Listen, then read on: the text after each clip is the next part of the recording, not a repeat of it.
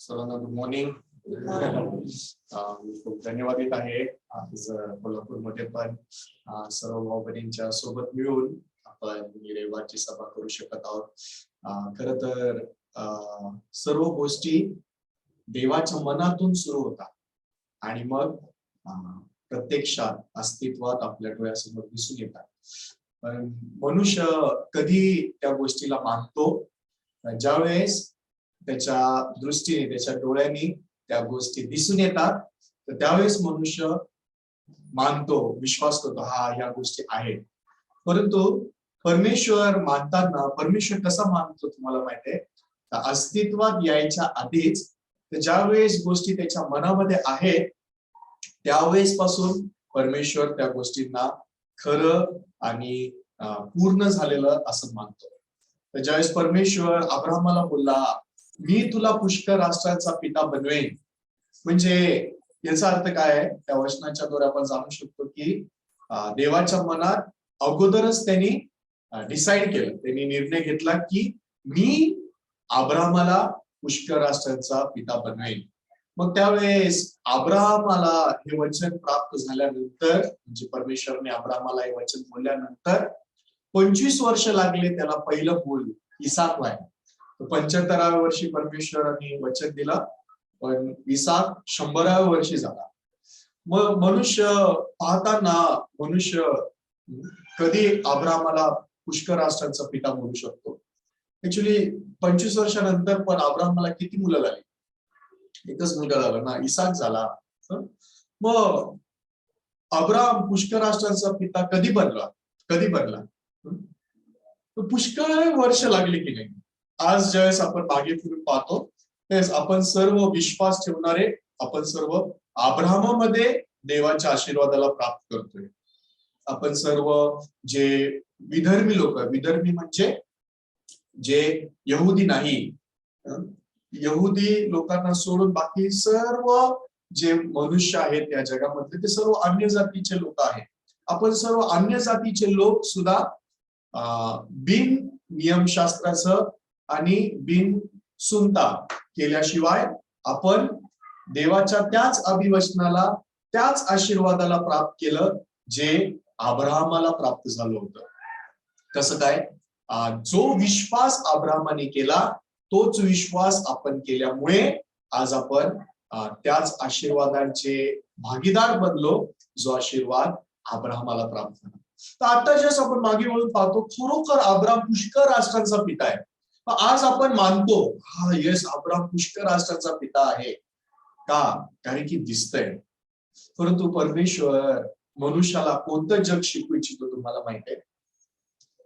ज्या वेळेस गोष्टी परमेश्वराच्या मनातच आहे, जोपर्यंत त्या अस्तित्वात पण आलेल्या नाहीये, पण देवाने त्याच्या शब्दाच्या द्वारे प्रगट केल्या ना, देवाचं मन देवाने त्या शब्दाच्या द्वारे प्रगट केलं. ते परमेश्वरांनी प्रगट केलेलं मन पाहून आपण विश्वास ठेवावा. गोष्टी अस्तित्वात यायच्या आधीच, त्या डोळ्यांनी आपण बघण्याच्या आधीच ते विश्वासाचं जग बायबलच्या द्वारे परमेश्वर आपल्याला शिकवू इच्छितो. जर या जगामध्ये जगणाऱ्या लोकांनी खरोखर ते विश्वासाचं जग जर शिकलं, मग या जगातल्या दिसणाऱ्या गोष्टी, दिसणारी परिस्थिती, मनुष्यात दिसणाऱ्या परिस्थितीला बघून मनुष्याकडे येणारे विचार, त्या गोष्टी मनुष्याच्या मनाला कधीही प्रभावित करू शकत नाही. म्हणून प्रत्येक वेळेस जेव्हा आपण एकत्र येऊन देवाच्या वचनाच्या समोर उभं राहतो, जसं आपण देवाचं वचन ऐकतो, ही वेळ मनुष्यासाठी, त्याच्या आत्म्यासाठी, त्याच्या मनासाठी फार आशीर्वादित वेळ आहे. आमेन. यावेळेस आपण बायबल मधून देवाचं वचन वाचून आपण सुरुवात करूया.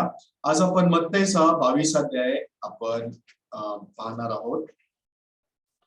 मत्तई त्याचा 22वा अध्याय 1 ते 14 वचन आपण मराठीमध्ये वाचू शकतो. लग्नाच्या मेजवानीचा दृष्टांत. मत्तई 22 1 ते 14. येशू पुन्हा त्यांच्याशी दाखले घेऊन बोलू लागला, स्वर्गाचे राज्य कोणा एका राजासारखे आहे. त्याने आपल्या पुत्राच्या लग्नाची मेजवानी दिली आणि लग्नाच्या मेजवानीस त्यांना आमंत्रण दिले होते. त्यांना बोलवण्याकरता त्याने आपले दास पाठविले, परंतु ते येईना. पुन्हा त्याने दुसरे दास पाठविले व त्यास म्हटले की आमंत्रितास असे सांगा, पहा मी जेवण तयार केले आहे. माझे बैल व पुष्ट पशु कापले आहे. सर्व सिद्ध आहे. लग्नाच्या मेजवानीस चला. तरी ते मनावर न घेता ते कोणी आपल्या शेताला, कोणी व्यापाराला गेले आणि बाकीच्यांनी त्याच्या दासाला धरून त्यांचा अपमान केला व त्यास जीवे मारले. तेव्हा राजाला राग आला आणि त्याने आपले सैनिक पाठवून त्या घातक्यांचा नाश केला व त्यांचे नगर जाळून टाकले. मग तो आपल्या दासास म्हणाला, लग्नाची तयारी आहे खरी, परंतु आमंत्रित लायकीचे नव्हते. म्हणून तुम्ही चव्हाट्यावर जाऊन जितके तुम्हास आढळतील त्यास लग्नाच्या मेजवानीस बोलवा. मग त्या दासाने रस्त्यावर जाऊन बरे वाईट असे जितके त्यास आढळले त्या सर्वांस एकत्र जमविले आणि लग्नाचा मांडव जेवणाऱ्यांनी भरून केला. मग राजा जेवणाऱ्यांना पाहावयास आत आला, तेव्हा लग्नाचा पोशाख न घातलेला असा एक माणूस त्याच्या दृष्टीस पडला. त्याला तो म्हणाला, पुत्रा, तू लग्नाचा पोशाख न घालता इथे कसा शिरलास?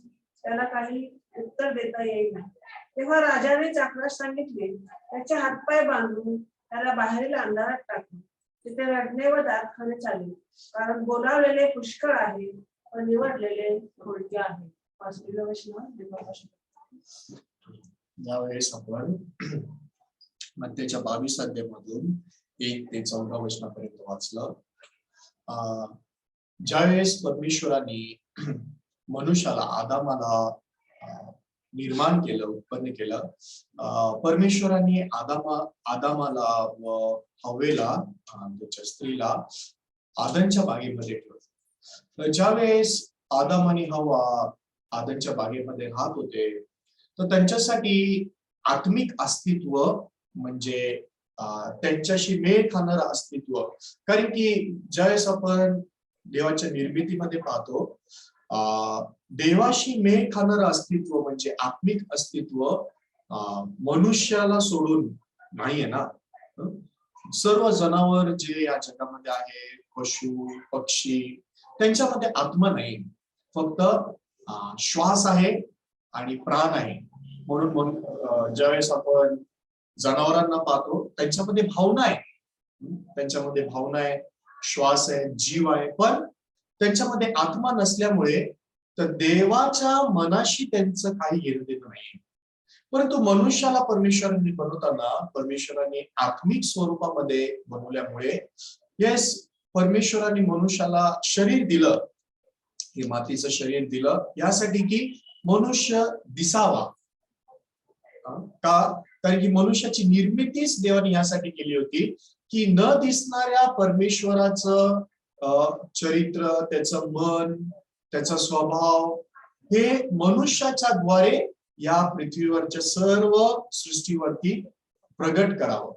म्हणजे परमेश्वर कसा आहे हे जगातली ही सृष्टी स्वतःहून पाहू शकत नाही, कारण की ते सर्व शरीर आहे, म्हणून त्यांना परमेश्वर दिसून येऊ शकत नाही.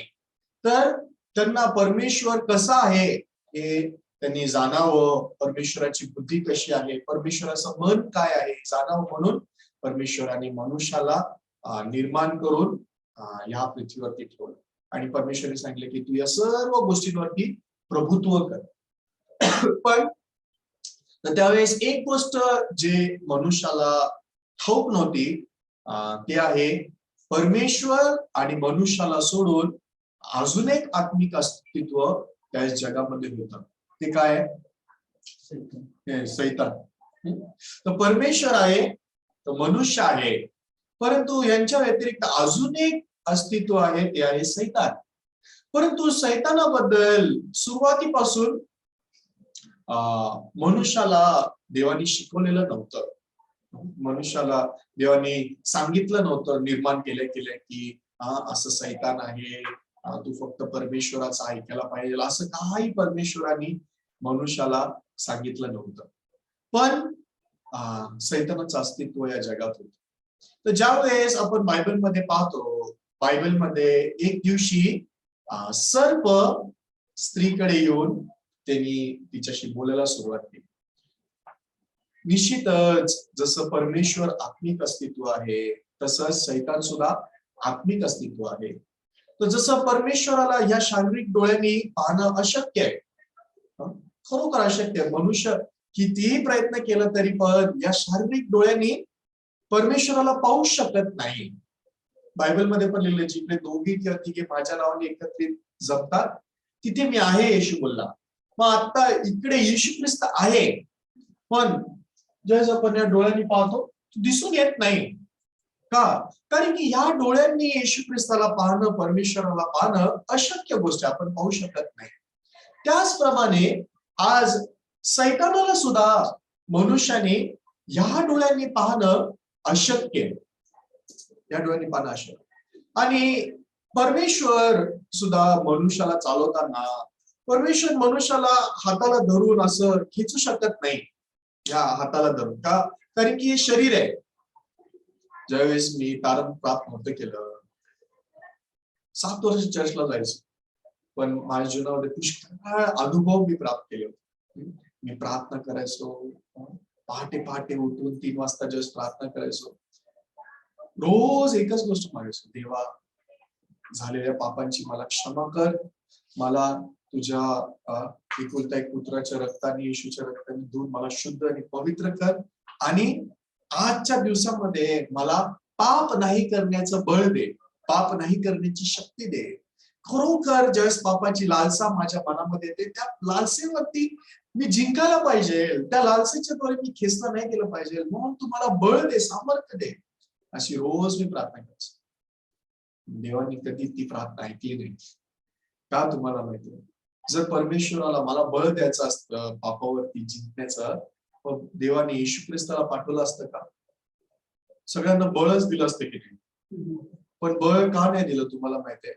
कारण की परमेश्वराने बळ देऊन जरी मनुष्याने पाप नाही केलं तरी मनुष्य पापीच राहू शकतो.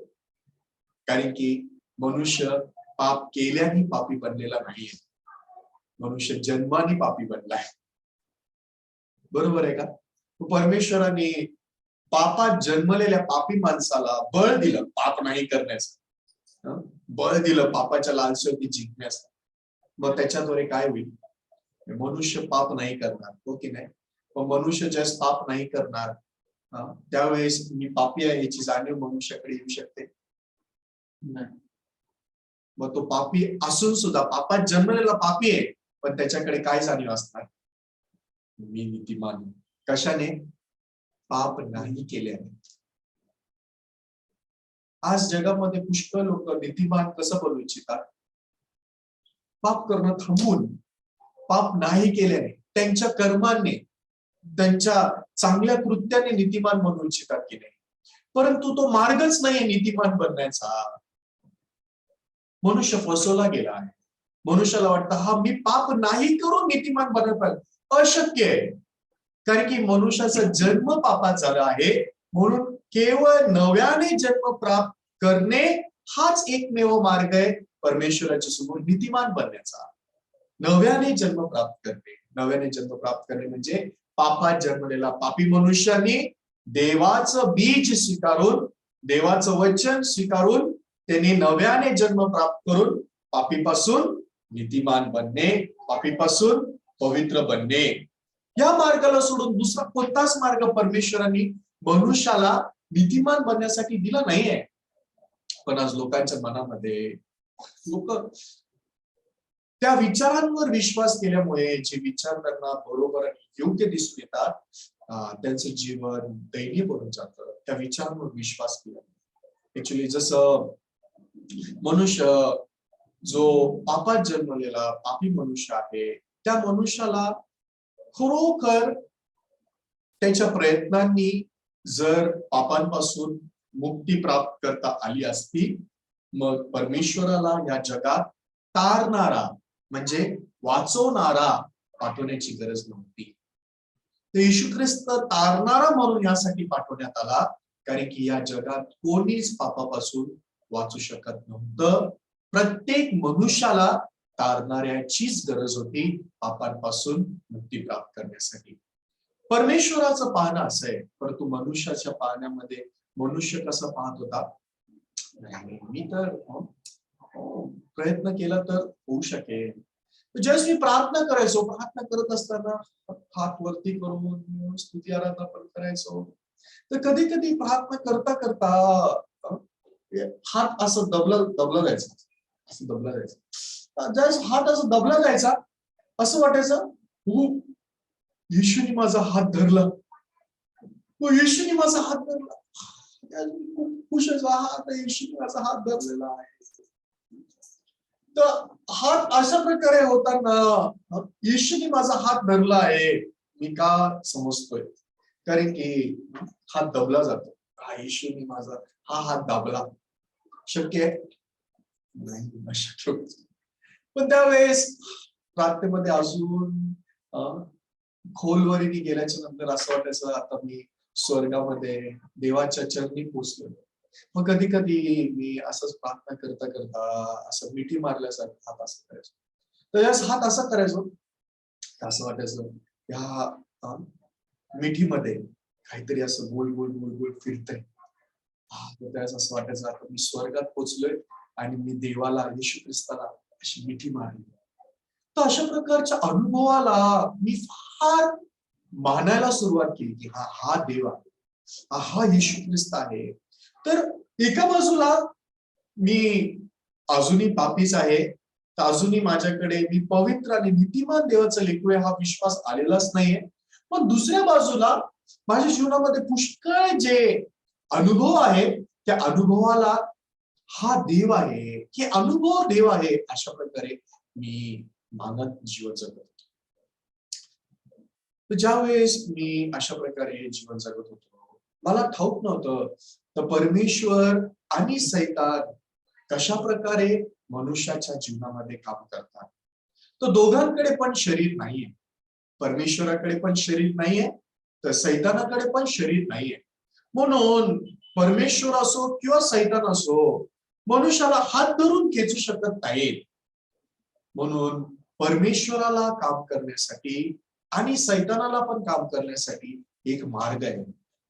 तुम्हाला माहितीये सैतान काम करताना कशा प्रकारे काम करतो, तर सैतान मनुष्याच्या बरोबर आणि योग्य दिसणाऱ्या विचारांच्या द्वारे काम करतो.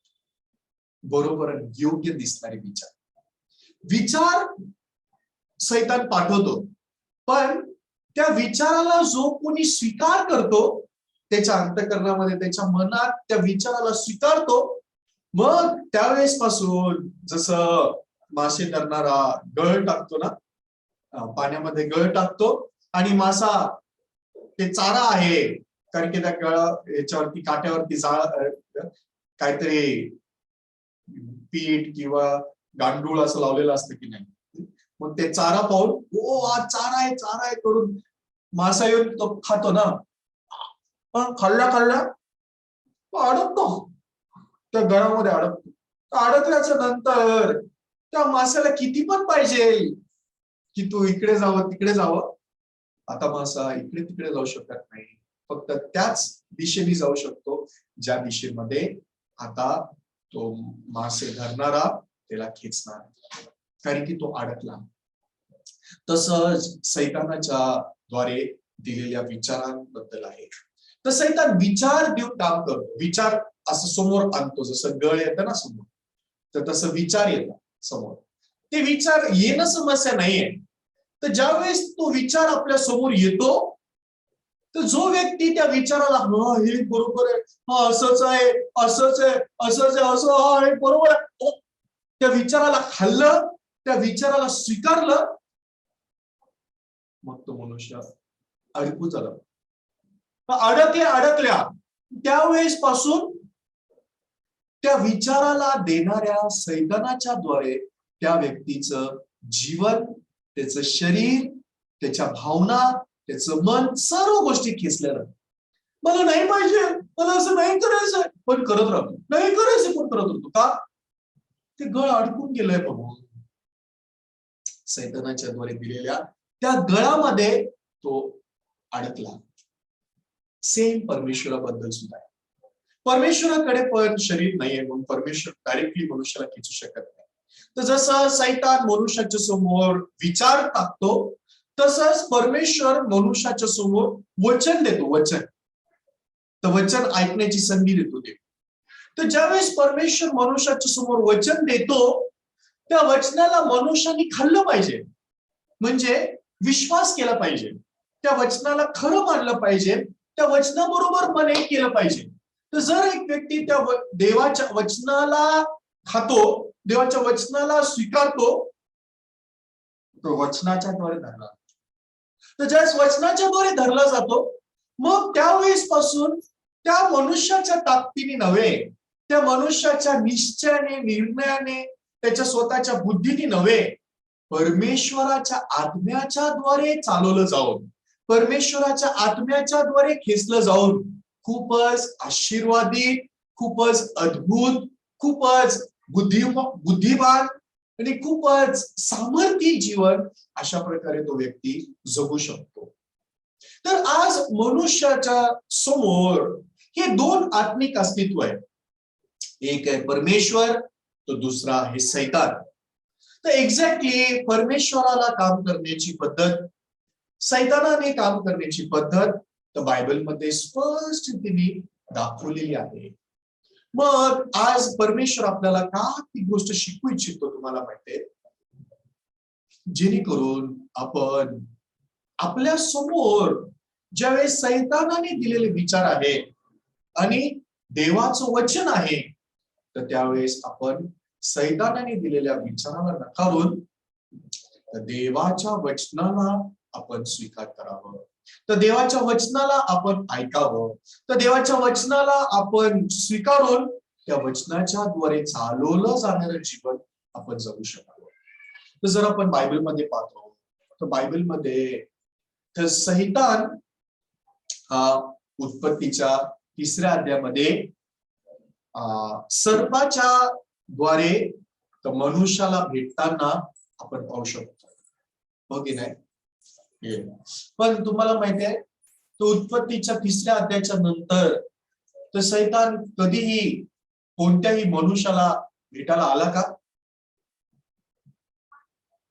आदमानंतर, आदम आणि हव्वेनंतर नोआ होता, अब्राहम होता, मोशे होता, यहोशुआ होता, दावीद होता, संदेशपैकी एलिया होता, एलिशा होता. पण सैतान या कोणाला पण भेटायला आला का? मग सैतान डायरेक्ट कोणाला भेटायला आला? येशू ख्रिस्ताला भेटायला आला. बाकीच्या लोकांना का नाही भेटला? त्यांच्यापासून चालू झाली आदम आणि हव्वेपासून. कारण की बायबलमध्ये लिहिलं आहे, रोमकरास पत्र 5 अध्यायाच्या 12 वचनात, एका माणसाच्या द्वारे पाप जगात शिरले. पाप काय झाले? जगात शिरले असं लिहिलेलं आहे. एका माणसाच्या द्वारे पाप जगात शिरले. तर ज्यावेळेस पाप जगात शिरले असं बायबल सांगतं, ते पाप काय आहे जे जगात शिरले? ते सैतानाचं मन आहे जे मनुष्यामध्ये शिरले, मनुष्याच्या आत शिरले. समजलं का तुम्हाला? फक्त एक व्यक्ती जो पाप न घेऊन जन्माला आला आदमाच्या नंतर, तो येशू ख्रिस्त आहे. बाकी सर्व लोक या जगात जन्म घेताना आजपर्यंत पाप घेऊन जन्माला आलेले आहेत.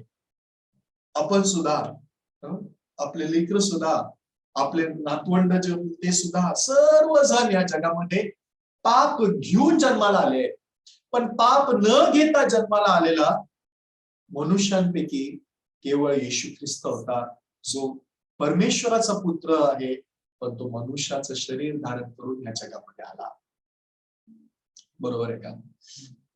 तुम्हाला माहितीये, आज पण जस आपण बायबलमध्ये पाहतो, बायबल आपल्याला काय गोष्ट सांगते ते आपण काही वचन यावेळेस वाचणार आहोत.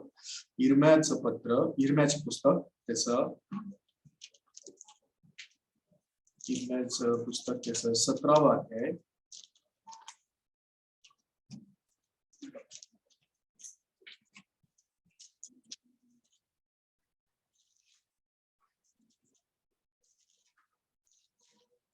इर्म्याचे पुस्तक त्याचं 17वा अध्याय त्याचं 9 वचन.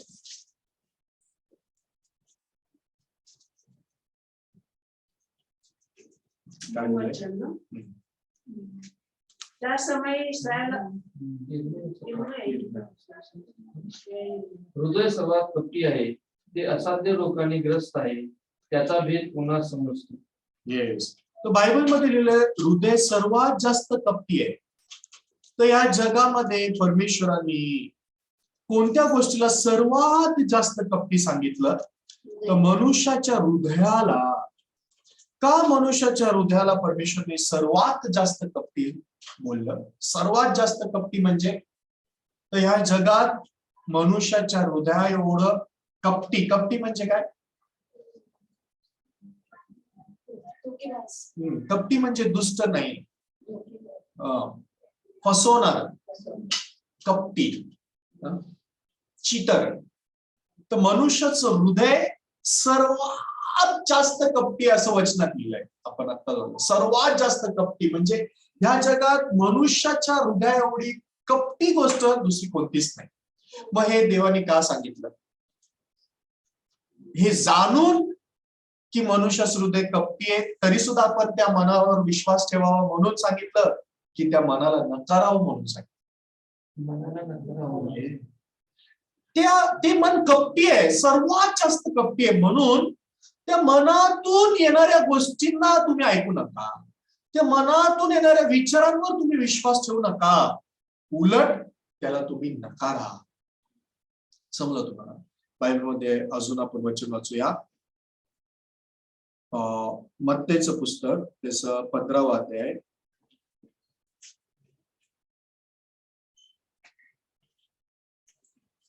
त्याचं 17 ते 20 वचन.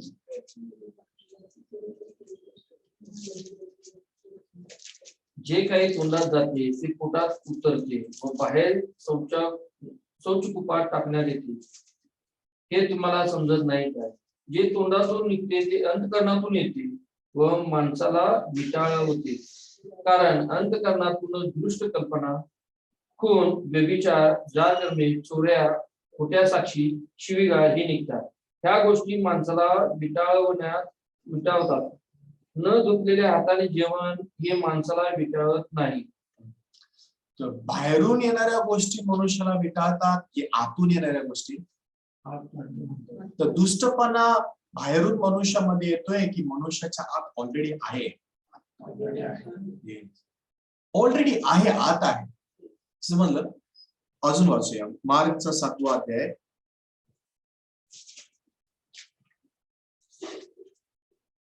त्याचं 20 ते 23 वचन. आणखी तो म्हणाला, जे माणसातून बाहेर निघते तेच माणसाला भ्रष्ट करते. कारण आतून म्हणजे माणसाच्या अंतःकरणातून वाईट विचार निघतात. जाळ करणे, चोऱ्या, खून, व्यभिचार, लोभ, दुष्टपणा, कपट, कामातुरपणा, हेवा, शिव्यागाळी, अहंकार, मूर्खपणा, या सर्व गोष्टी वाईट गोष्टी आतून बाहेर निघतात व माणसाला भ्रष्ट करतात. इथे महत्वपूर्ण गोष्ट काय? या सर्व दुष्ट गोष्टी मनुष्याच्या आतून बाहेर निघतात, बाहेरून आत येत नाही. आतून बाहेर निघतात. तर आतून बाहेर निघतात म्हणजे त्या आत आहेत, आत आहेत, पण तो मनुष्याला माहित नाही. मनुष्याला माहित नाही. तुम्हाला माहितीये, आपल्या लेकरांना प्रेम करणं आपल्यासाठी फार सोपं आहे. तुमच्या लेकरांना प्रेम करण्यासाठी तुम्हाला प्रयत्न करावा लागतो का? अनन्याला प्रेम करायला तुम्ही कधी प्रयत्न केला का? मला अनन्याशी प्रेम करायला पाहिजे. प्रयत्न करायची गरज नाही का? ऑलरेडी अनन्यासाठी मनामध्ये प्रेम आहे, जे आतमध्ये आहे ऑलरेडी, ते करण्यासाठी मनुष्याला प्रयत्न करायची गरज लागत नाही. पण आपल्या शेजाऱ्यांची मुलं, आपल्या नातेवाईकांची मुलं, येस आपण त्यांचा लाड करू शकतो. आपण त्यांना चॉकलेट देऊ शकतो, बिस्किट देऊ शकतो, खेळणे विकत देऊ शकतो, पण त्यांच्याशी प्रेम करण्यासाठी प्रयत्न करावा लागतो. बरोबर नाही का? कारण की त्यांच्यासाठी माझ्या आत प्रेम नाहीये. तर जे माझ्या आत नाहीये ते करण्यासाठी तर मला प्रयत्न करावा लागतो. पण जे माझ्या आत ऑलरेडी आहे ते करताना प्रयत्न करायची गरज नाही. नॅचरली, स्वाभाविक रीतीने ती गोष्ट मी करू शकतो. तुम्ही पहा, चांगुलपणा करायला मनुष्याला प्रयत्न करावा लागतो, पण वाईटपणा करायला बिलकुल प्रयत्न करावा लागतो. नॅचरली येतं, स्वाभाविक रीतीने मनुष्याला वाईटपणा करता येतो, पण चांगुलपणा करण्यासाठी मनुष्याला प्रयत्न करावा लागतो. का? कारण की मनुष्यामध्ये चांगुलपणा नाहीये. जी गोष्ट मनात नाहीये, जी गोष्ट आत नाहीये, ती गोष्ट करताना मनुष्याला प्रयत्न करावा लागतो. पण जी गोष्ट मनुष्याच्या आत ऑलरेडी आहे ती करताना मनुष्याला प्रयत्न करावा लागत नाही. मनुष्याच्या आतून येणाऱ्या गोष्टी मनुष्याला विटाळतात, असं आपण वाचलं ना. मनुष्याच्या आतून येणाऱ्या गोष्टी मनुष्याला विटाळतात. म्हणून महत्वपूर्ण काय तुम्हाला माहितीये, मनुष्याने स्वतःच्या आतून, त्याच्या कपटी मनातून येणाऱ्या विचारांना न ऐकता, न स्वीकार करता, वचनाकडून, बायबल मधून, देवाकडून येणाऱ्या वचनाला त्यांनी स्वीकारावं. समजतं मी काय सांगतो? खरोखर ज्यावेळेस परमेश्वराने मनुष्याला उत्पन्न केलं होतं, मनुष्याच्या अंतःकरणात परमेश्वर होता. परमेश्वराचं वचन होतं. बाहेरून काय आलं? सैतानाचं मन, सैतानाचं विचार आलं. पण त्यावेळेस मनुष्याने काय केलं तुम्हाला माहितीये? तर हे विचार ऑलरेडी वचन आहे मनात, पण मनुष्याने सैताने दिलेल्या विचाराला स्वीकारू इच्छित. त्यावेळेस काय करावं लागलं मनुष्याला तुम्हाला माहितीये? त्याच्या अंतःकरणात असलेल्या देवाच्या वचनाला फेकावं लागलं. तर मनुष्याने त्याच्या अंतःकरणात असलेल्या वचनाला फेकलं आणि सैतानाने दिलेल्या विचाराला त्यांनी त्या अंतःकरणात स्वीकारलं. म्हणून बाहेरून दिसण्यासाठी तर मनुष्य आहे, पण आता तो मनुष्य राहिलेला नाहीये, तर तो मनुष्य त्या अंतःकरणामध्ये आलेल्या सैतानाच्या विचाराच्या द्वारे खेचलं गेलेलं, चालवलं जाणारं जीवन जगायला. समजतंय? मग तारण म्हणजे किंवा देवावर विश्वास करणं म्हणजे काय तुम्हाला माहिती? उलट. आता आतमध्ये सैतानाने दिलेला विचार आहे, देवाचं वचन बाहेर आहे. देवाचं वचन ज्यावेळेस बाहेरून येतं त्यावेळेस मी अंतःकरणामध्ये येणाऱ्या सैतानाच्या विचाराला, हे माझे विचार नाहीये, हे माझं मन नाहीये, हे माझ्या भावना नाहीयेत, जाणून त्या विचाराला मी बाहेर फेकून त्या अंतःकरणाच्या सिंहासनावरती, त्या अंतःकरणाच्या जागेमध्ये मी सैतानाने दिलेल्या विचाराला फेकून तर परमेश्वराच्या वचनाला मी स्वीकार करणं. याच्याद्वारे मनुष्य तारण प्राप्त करतो. याच्याद्वारे मनुष्याच्या जीवनामध्ये तो परमेश्वराच्या द्वारे चालवलं जाणारं आशीर्वादित जीवन जगू शकतो. बायबलमध्ये मनुष्याला देवाने आत्मिक रीतीने आंधळा अशा प्रकारे म्हटलेलं आहे. तुम्ही कधी आंधळ्या लोकांना पाहिलंय का? ज्यावेळेस आंधळे लोक घरामध्ये असतात, म्हणजे त्यांच्या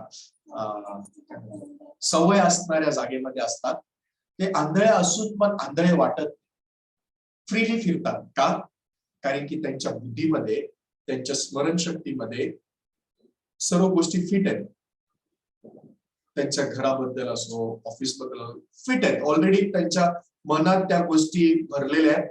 4 पावलांवर हे, 5 पावलांवर हे, 10 पावलांवर हे, उजवीकडे हे, डावीकडे हे. म्हणून डोळ्याने काय दिसत नाहीये, पण त्यांच्या बुद्धीवर, त्यांच्या ज्ञानावर, त्यांच्या स्मरणशक्तीवर अवलंबून राहून ते लोक फार आरामात अशा प्रकारे वावरतात. म्हणजे आंधळे लोक अनोळखी ठिकाणी जातात ना, आंधळे लोक ज्यावेळेस अनोळखी मार्गामध्ये चालतात त्यावेळेस ते लोक असंच चालू शकत नाही, म्हणून ते लोक काठी घेतात ना, रेड अँड व्हाईट कलरची, पांढऱ्या खाली लाल, आणि मग ते काठी अशी टेकत टेकत टेकत टेकत चालतात. ती काठी का टेकतात ते लोक? त्या काठीने अंदाज घेतात, पुढे खड्डा आहे का, पुढे पायरी आहे का, पुढे काय दगड आहे का, हो की नाही. मग असं काठी टेकत टेकत समजा दगड लागला, मग ते दगडाच्या बाजूला असं चेक करतात, हा इकडे मोठी जागा आहे, मग असं साईडला येतात आणि मग परत चालतात. मग परत पुढे काहीतरी ठिपर लागतंय, काहीतरी लागतंय काठीला, हा समोर काहीतरी वाटतं, असं परत साईडला येतात, इथून चालतात. तर त्या काठीने अंदाज घेऊन, त्या काठीवर अवलंबून राहून अशा प्रकारे ते आंधळे चालतात, हो की नाही, आंधळे असून सुद्धा. पण तुम्हाला माहितीये आंधळ्यांसाठी अशा प्रकारे चालणं फार थकवणार आहे. कारण की अशा प्रकारे चालून सुद्धा ते लोक कधीही खड्ड्यात पडू शकतात, कधी त्यांना ठोकर लागून ते लोक पडू शकतात, त्यांचा अंदाज कधी चुकू शकतो. म्हणून आंधळ्यांसाठी खरोखर सुरक्षित रीतीने चालण्याचा मार्ग काय तुम्हाला माहितीये? डोळस माणसाने आंधळ्याचा हात धरून त्याला चालवणे, हो की नाही. कधी तुम्ही आंधळ्याला चालवलंय? रस्ता क्रॉस करताना वगैरे असं चालवतो की तुम्हाला माहिती, ज्या पण वेळेस एक डोळस व्यक्ती आंधळ्या माणसाचा हात धरतो तर आंधळा काय करतो? काठी लगेच बाजू, आता तर फोल्डिंग काढायला ना, टक टक टक फोल्ड करून हातात धरून घेतो, किंवा जर फोल्डेबल नाही तर अशी वर उचलून धरतो. का?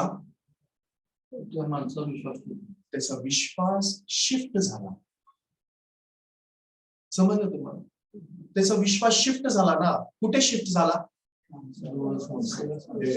त्याच्या अंदाजावरून तो डोळस माणसाच्या मार्गदर्शनावर, बरोबर आहे. तर अगोदर त्याच्या अंदाजावर, त्या काठीवर, त्याच्या अंदाजावर अवलंबून राहून तो जगत होता. पण आता त्याला विश्वास आला, माझा हात धरलेला व्यक्ती माझ्यासारखा आंधळा नाहीये, डोळस आहे. जे मला दिसत नाही, माझ्या डोळ्यासमोर तर अंधार आहे, पण ज्यांनी माझा हात धरलाय त्याला सर्व काही दिसतंय, त्याला सगळं दिसतंय समोर. म्हणून ज्यावेळेस तो माझा हात धरून चालवणार, मी खड्ड्यात पडणारच नाही, मला ठोकर लागणारच नाही, कारण की तो मला वाचवणार, तो मला घेऊन चालणार, तो मला जर समोर काय खड्डा आहे तो बाजूला नेणार. म्हणून आता त्याला काठीची गरज लागत नाही. आता काठी टेकत टेकत त्याला चालण्याची गरज लागत नाही. तुम्ही कधी अशा आंधळ्याला पाहिलंय का? डोळस माणसाने त्याचा हात धरलाय तरी सुद्धा तो डोळस माणूस घेऊन चालतोय, पण तो पण असं काठी टेकत टेकत, असं कोणत्या आंधळ्याला पाहिलं नाही. पण मनुष्य कधी कधी तसं करतो. तर आपण आंधळे लोक आहोत ना, आपल्याला भविष्यात काय दिसत नाही. खरोखर पुढे काय होणार आहे? आता 12:15 व्हायला आले, 12-11 झाले. 1 वाजता काय होईल तुम्हाला माहितीये? संध्याकाळी 7 वाजता काय होईल तुम्हाला माहिती? आपण जिवंत पण असू की नाही माहिती. दुपारी हार्ट अटॅक आला तर म्हणून निघून जाऊ या जगामधून, माहिती पण नाही संध्याकाळपर्यंत राहणार. खरोखर 1 मिनिटानंतर 12-11 झाले, 12-12ला काय होणार आहे ते पण आपल्याला माहिती नाही. आपण आंधळे लोक आहोत, आंधळे लोक. पण आपण कशाच्या द्वारे जीवन जगलो तुम्हाला माहितीये? तर काठी घेऊन, विचारांची काठी घेऊन, अनुभवाची काठी घेऊन, आपल्या बुद्धीची काठी घेऊन, आपल्या ज्ञानाची काठी घेऊन, आपल्या शिक्षणाची काठी घेऊन, तर आपल्याला माहित असणाऱ्या गोष्टीची काठी घेऊन त्यांच्याद्वारे अंदाज लावत लावत एक्झॅक्टली नाही माहिती असंच होईल तसंच होणार माहित नाही, पण अंदाज लावत हा मी असं केलं तर असं, तसं केलं तर तसं होईल. का? मागचा अनुभव आहे माझ्याकडे.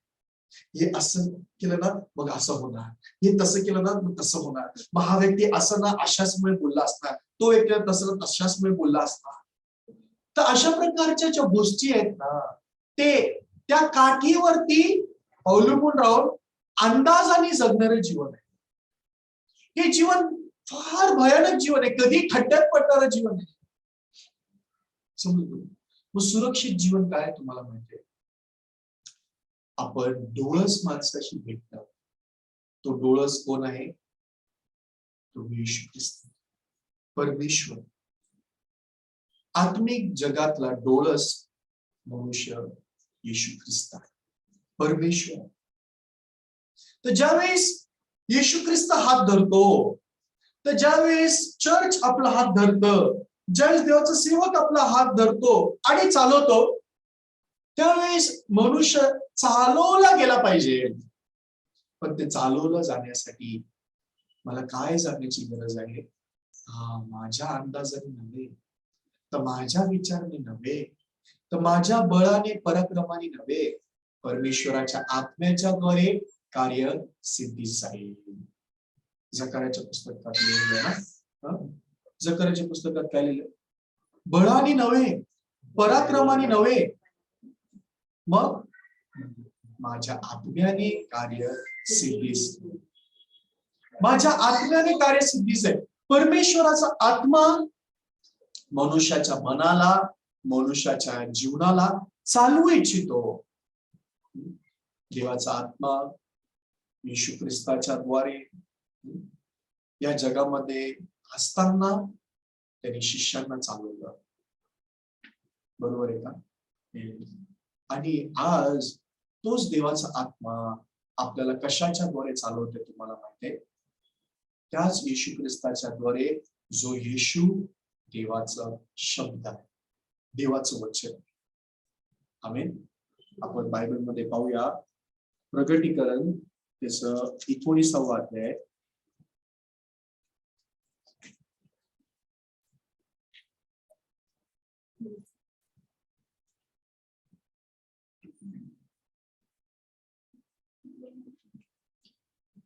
प्रकटीकरण त्याचं 19वा अध्याय, त्याचं 11 ते 13 वचन.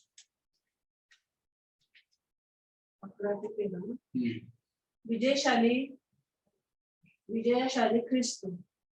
नंतर मी स्वर्ग उघडलेला पाहिला. तो पहा, एक पांढरा घोडा आणि विश्वसनीय व सत्य असा म्हटलेला एक स्वार त्यांच्यावर बसलेला मला दिसला. तो नीतीने न्यायनिवाडा करीतो व लढतो. त्याचे डोळे अग्नीच्या ज्वालेसारखे आहेत व त्याच्या डोक्यावर पुष्कळ मुकुट आहे. त्याच्यावर एक नाव लिहिलेले आहे, ते त्याच्यापासून कोणालाही कळत नाही. रक्तात बुचकळलेले वस्त्र त्याने अंगावर घेतले आणि देवाचा शब्द हे नाव त्याला देण्यात आले होते. या ठिकाणी 11 ते 13 वचनात येशू ख्रिस्ताबद्दल लिहिलेलं आहे. बरोबर आहे? ते येशू ख्रिस्ताला काय नाव देण्यात आले म्हणून लिहिलंय? देवाचा शब्द. तर त्याला एक नाव देण्यात आले, ते नाव आहे देवाचा शब्द. ते येशू ख्रिस्त देवाचा शब्द आहे. तर आज येशूने माझा हात धरून मला चालवणे, हे माझ्यासाठी सर्वात आशीर्वादित जीवन आहे की नाही? हे माझ्यासाठी सर्वात सुरक्षित जीवन आहे की नाही? मग येशू जसं मी दाखवलं तसं हात धरून चालवतो का? नाही. येशूने माझा हात धरून चालवणं म्हणजे वचनाने मी चालवलं जाणं. देवाच्या वचनाच्या द्वारे माझं मन प्रभावित होऊन खेचलं जाणं, चालवलं जाणं. तुम्हाला माहितीये, ज्यावेळेस मी नाशिकमध्ये गेलो, नाशिकमध्ये माझ्यासाठी पहिलं मिशन फील्ड होत. कारण की मी पास्टर बदलायच्या नंतर मी मुंबईमध्ये राहिलेलो व्यक्ती आहे, लहानाचं मोठा मुंबईत झालो. तर ज्यावेळेस मी पास्टर पण बनलो, मी जवळपास 2-2.5 वर्ष मी भिवंडीमध्ये सेवा केली. भिवंडी मुंबईच्या जवळच आहे म्हणून राहायला मुंबईमध्येच होतो चर्चमध्ये, फक्त सभा घेण्यासाठी भिवंडीला जायचो. पण 2014 साली त्या चर्चने मला नाशिकमध्ये डिस्पॅच केलं, नाशिकमध्ये पाठवलं. तर ज्यावेळेस मी नाशिकमध्ये जात होतो, माझ्या मनामध्ये फार भीती होती. नाशिकला जाताना पण पोटात गोळा येत होता. का? कारण की नाशिकला जाऊन एकतर नवीन चर्च, कोणच भाऊ बहीण नाही, एक पण नाही, कोणच नाही. तिथे कशा प्रकारे आम्ही राहणार, तिथे कशा प्रकारे आम्ही प्रचार करणार, लोक तारण प्राप्त करतील का, आणि मग आमचं खर्च कसं चालणार. गुड न्यूज मिशन मध्ये पगार देत नाही ते लोक, काय बोलायचं. तो पगार पण देत नाही, मी कुठून माझं घर चालू, खर्च चालू. त्यास ऑलरेडी एक मुलगी जन्माला आलेली होती, 3 वर्षाची होती, आणि माझी पत्नी प्रेग्नेंट होती सेकंड चाइल्डसाठी. खूप लवकर सेकंड चाइल्ड पण बाहेर गेली. त्या 2 लेकरांना मी कसं सांभाळणार, खर्च कसं परवडणार, कुठून पैसे मिळणार, काही माहित नाही. जस्ट आम्ही गेलो. पण ज्यावेळेस आम्ही फेब्रुवारीमध्ये आम्ही गेलो, त्यानंतर मे महिन्यामध्ये एक दिवशी माझे जे टीचर पास्टर आहेत त्यांनी मला फोन केला, स्वप्नील इकडे भिवंडीला जिकडे तू सेवा करत होतास तिकडे एक लग्न आहे, तर त्या लग्नासाठी तू पण ये, नाशिकवरून तू पण ये, तर ते लग्न आपण अटेंड करूया. Okay, thank you pastor, thank you very much.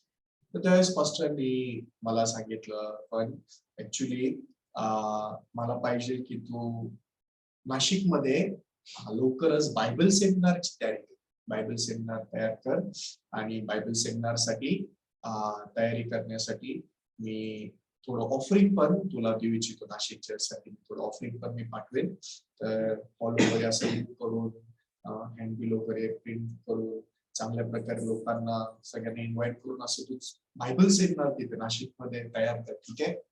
तर त्यावेळेस मी पास्टर म्हटलं, ओके पास्टर, ठीक आहे, मी सर्व तयारी करतो. तर त्यावेळेस पास्टरनी मला 5,000 रुपये माझ्या अकाउंट वरती पाठवले, ऑफरिंग बायबल सेमिनारच्या त्यावेळेस. खूप खुश झालो. त्या 5,000 रुपयाला घेऊन मी 3,000 रुपये देऊन एका काय म्हणतात त्याला, एका हॉलला बुक केलं. नाशिकमध्ये सेमिनारसाठी एक हॉलचं बुकिंग केलं, आणि त्यानंतर पास्टरनी सांगितलेल्या दिवशी मी मुंबईला गेलो. ज्यावेळेस मी मुंबईला गेलो, खूप आनंदाने गेलो. मला मुंबईला जायला फार आवडायचं. मुंबईमध्येच मी लहानाचं मोठा झालोय, तर नाशिकमध्ये फार बोरिंग वाटायचं कधी कधी. लाईफ एकदम स्लो आहे, दुपारी सगळे लोक झोपतात. मुंबईमध्ये म्हणजे रात्र पण 12-1 वाजता पण दुकानं सगळे उघडे असतात. इकडे 8-9 वाजता फुल शांतता, सगळे झोपतात. फार बोरिंग वाटायचं कधी. म्हणून मुंबईला जायला मला नेहमी मजा यायची.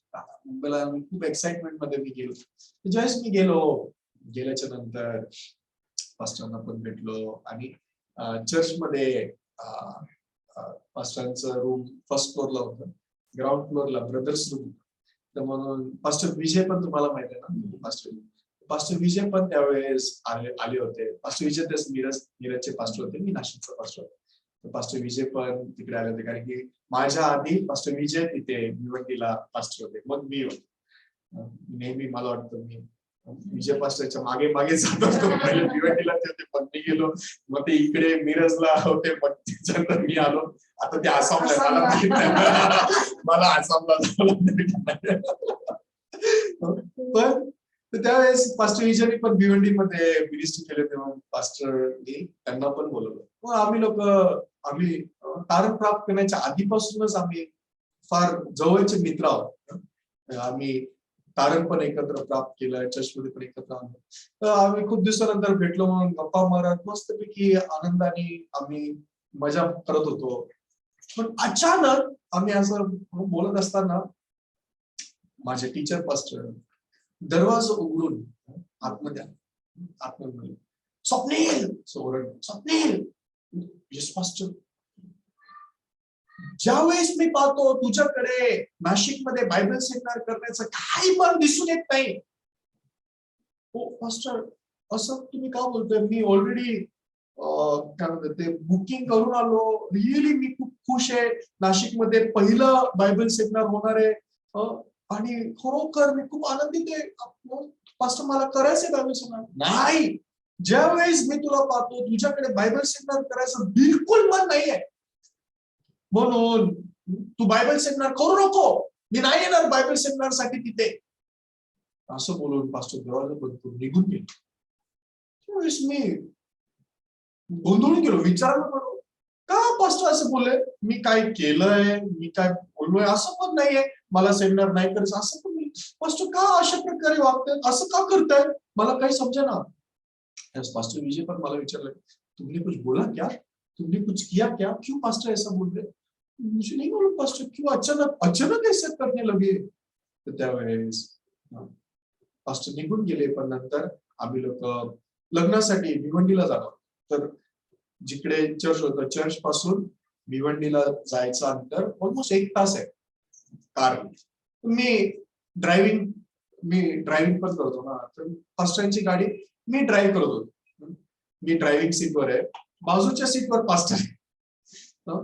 मग त्यावेळेस जाताना 1 तास, तर तिकडे लग्नामध्ये ऑलमोस्ट 2-3 तास, आणि परत भिवंडीवरून चर्चमध्ये परत येण्यासाठी अजून 1 तास, म्हणजे ऑलमोस्ट 5-6 तास मी पास्टरांच्या बरोबर होतो. ओके, आल्याच्या पण मी पास्टरांशी काही बोललो नाही. पास्टर तुम्ही असं का बोलला? पास्टर काय प्रॉब्लेम आहे का? तुम्हाला काय प्रॉब्लेम वाटला का? तुम्ही काहीतरी सांगा. काय बोललो नाही.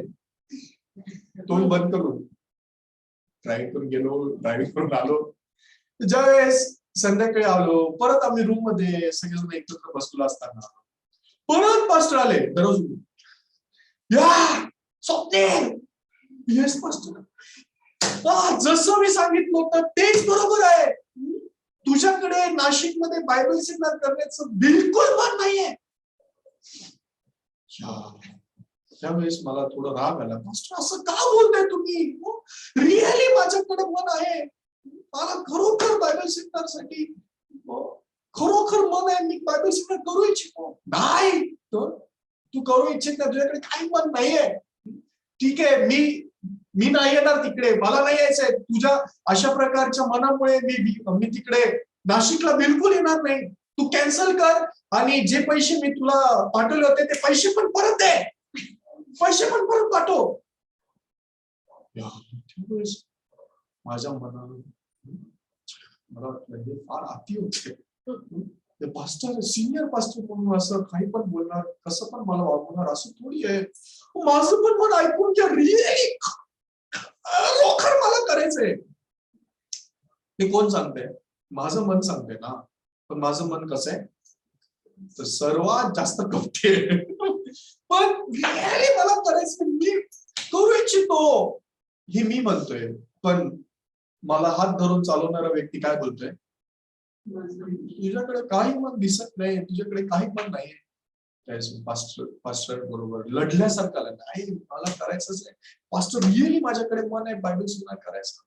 त्यावेळेस पास्टर म्हणाले, ओके, जर तुला करायचंय सेमिनार तू कर, मी नाही.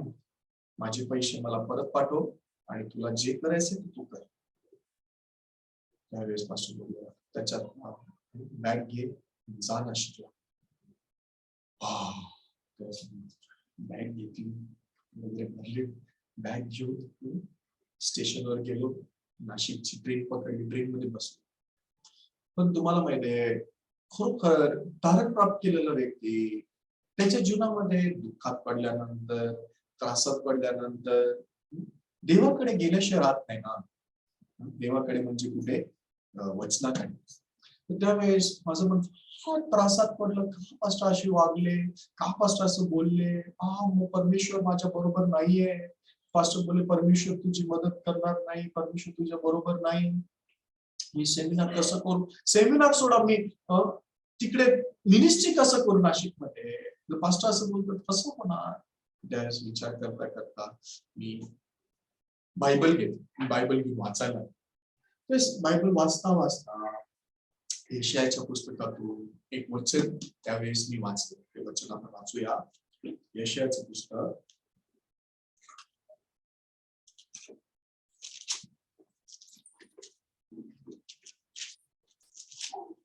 यशायाचं पुस्तक त्याचं 42वा अध्याय त्याचं 16 आणि 17 वचन.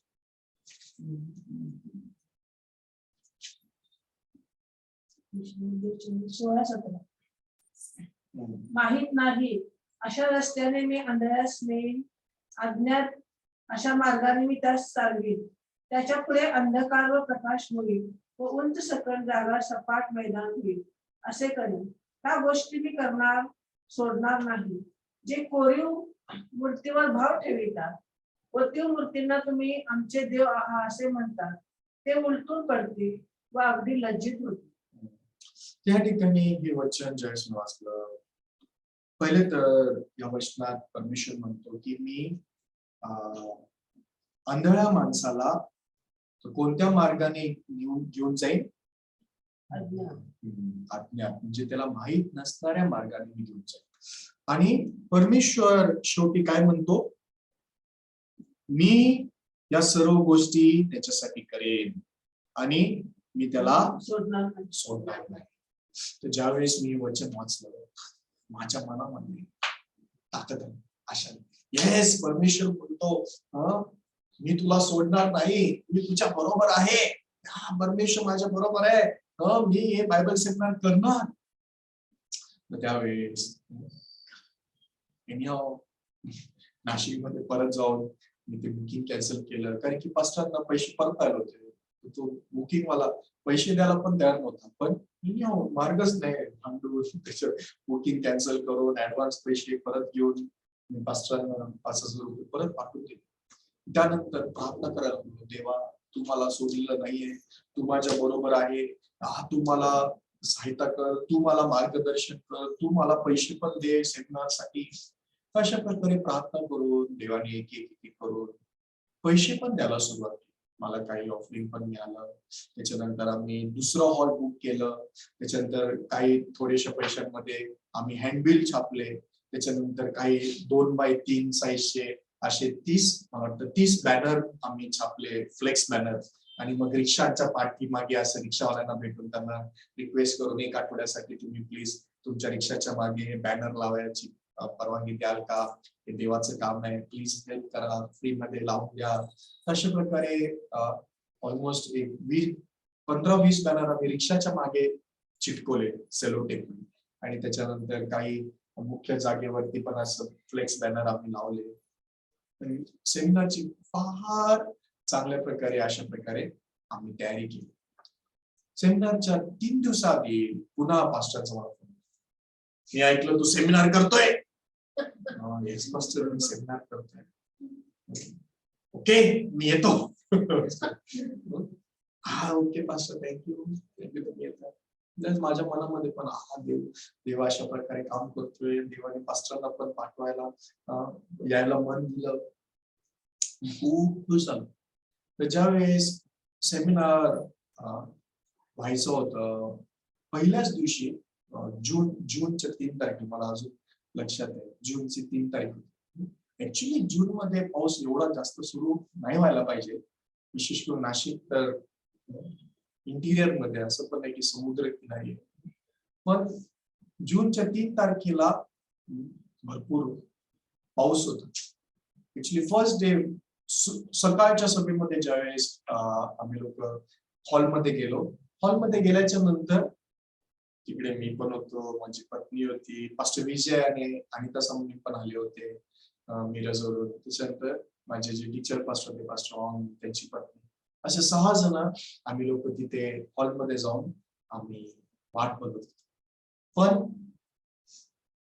10 वाजताचं टायमिंग होतं, 10चे 10:30 झाले, 10:30चे 11 झाले, 11च्या 11:30 वाजले, कोणी कोणच नाही, एक व्यक्ती पण नाही.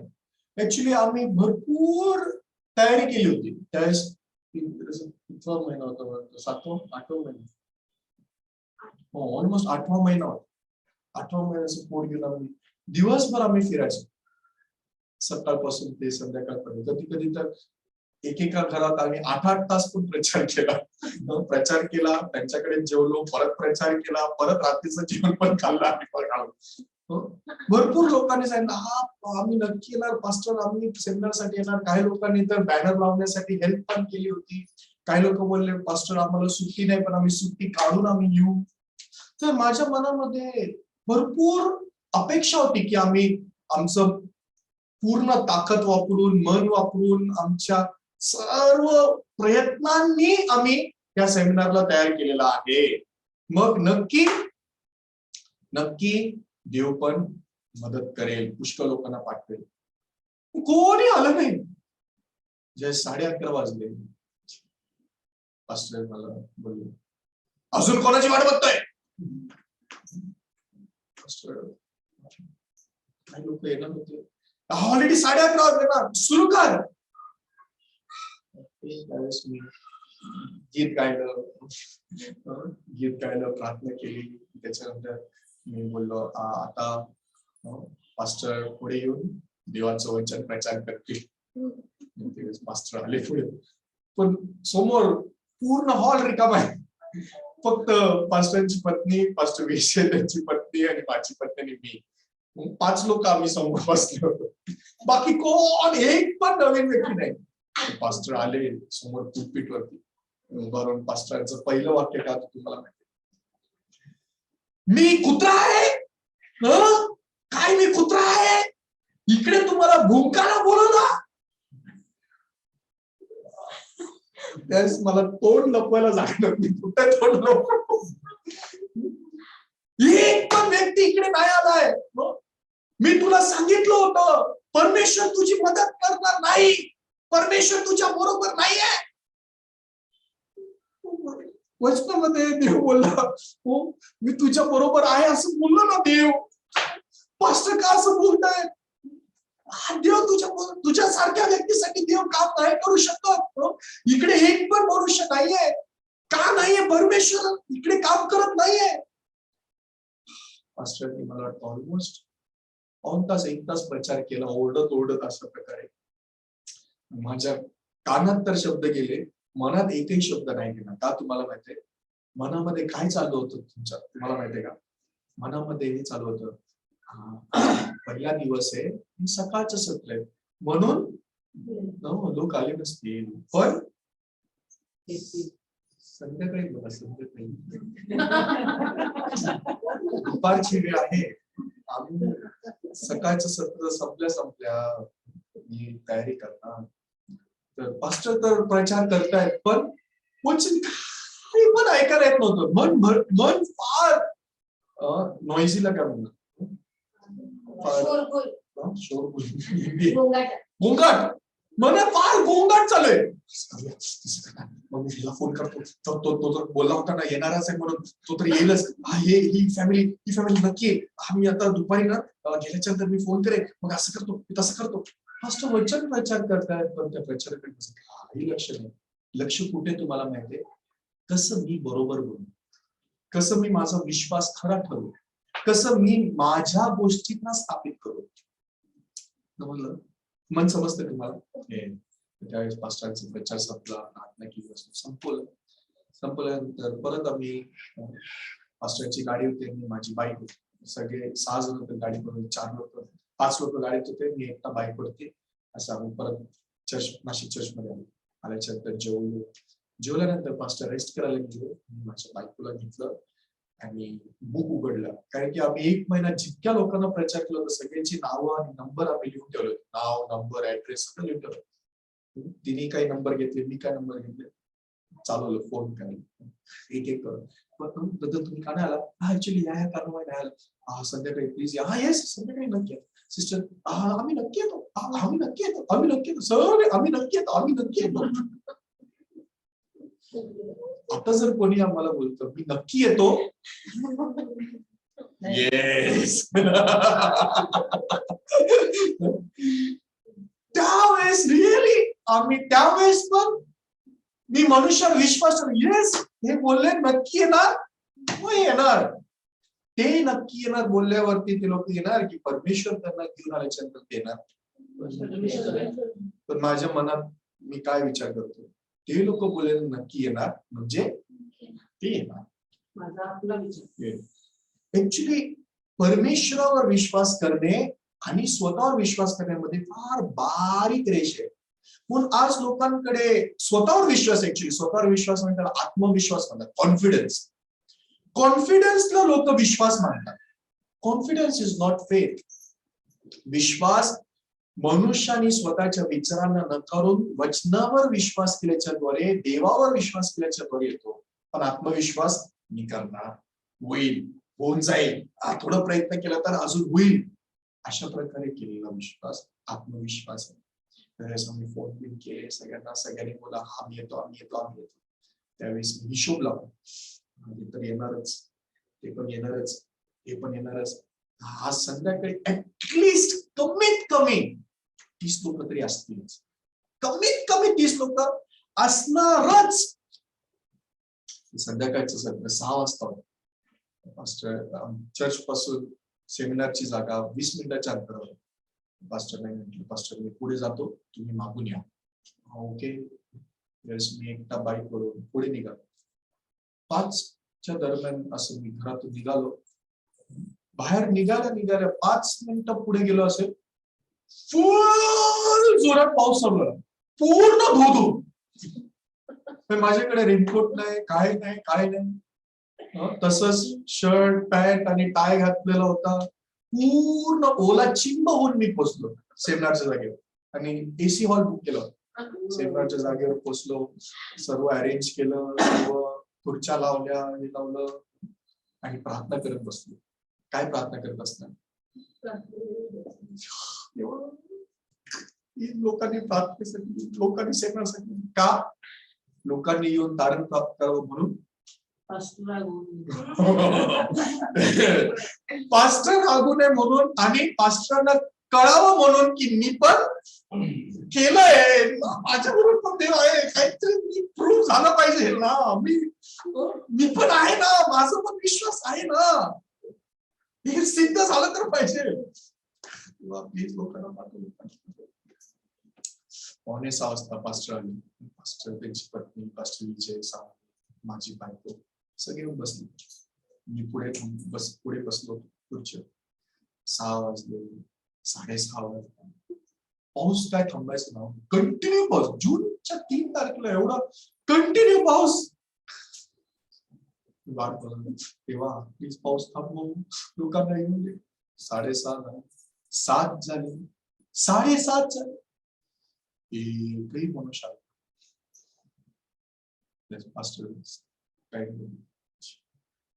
परत तुला वाट बघायची अजून, जाऊन सभा सुरू कर.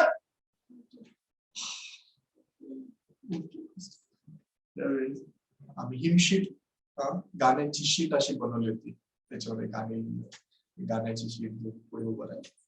एक इंग्लिश गाणे जे चर्चमध्ये आम्ही नेहमी गातो, विदाउट हिम, म्हणजे त्याच्याशिवाय, त्याच्या विना. ते गाणं मी मनापासून गायला रडत पूर्ण डोळ्यातून, without him I could do nothing, without him I'd surely fail. तुझ्याशिवाय मी काही करू शकत नाही, तुझ्याशिवाय मी फक्त अपयशी होतो. असं गाणं गायला लागलो. गाणं गायला त्याच्यानंतर पास्टरना बोलला, आता पास्टर पुढे येऊन आमच्यासाठी प्रचार करतील. त्यावेळेस पास्टर, मला वाटलं आता पुन्हा ओरडतील पण, बोलतील पण. निश्चितच पास्टरनी ओरडलं. पण संध्याकाळी आणि सकाळी माझं मन वेगळं होतं. तर सकाळी माझ्या मनात थोडी तरी आशा होती काहीतरी, पण संध्याकाळी देवाने पूर्ण हृदय तुकडे करून, पूर्ण भुगा करून टाकलं. संध्याकाळी ज्यावेळेस माझं मनातली सर्व आशा, सर्व आकांक्षा सर्व संपून गेली, त्यावेळेस पास्टरचा प्रचार तर माझ्या कानी ऐकायला, ह्या कानी नव्हे तर मनाच्या कानामध्ये ऐकलं. त्यावेळेस पास्टरने लुकाच्या 5 अध्यायामधून त्या पेत्राबद्दल प्रचार केला, जो पेत्र अख्खी रात्र जाळ्या टाकत होता, ओढत होता, टाकत होता, ओढत होता. अख्खी रात्र त्याने मेहनत केली, पण त्याच्या जाळ्यात एकही मासा नाही आला आणि त्याची नाव कशी झाली? रिकामी. तुझ्याच पास्टर प्रचार करत होते, तू ही तर माझी गोष्ट आहे. मी आणि माझ्या पत्नीने अख्खा महिना मेहनत केली, गरोदर असून पण, फार कष्ट असून पण. त्यावेळेस आमच्याकडे काही साधन पण नव्हतं. कधी आम्ही पायी फिरायचो, कधी कधी बाईक होती पण पेट्रोल टाकायला पैसे नव्हते, म्हणून असंच जायचो. खायचं काय ठिकाणं नव्हतं, काही नाही, पण जाऊन पूर्ण दिवस प्रचार करत होतो, लोकांना बोलत होतो. खूप परिश्रम घेतलं, पण विश्वास परमेश्वरावर करण्याच्या ऐवजी विश्वास आमच्या परिश्रमावर केला, आमच्या मेहनतीवर केला. खरोखर प्रियानो, बायबलमध्ये रोमकरास पत्राच्या 9 अध्यायात लिहिलेलं आहे. आपण ते वचन वाचूया का? रोमकरास पत्र 9 अध्याय,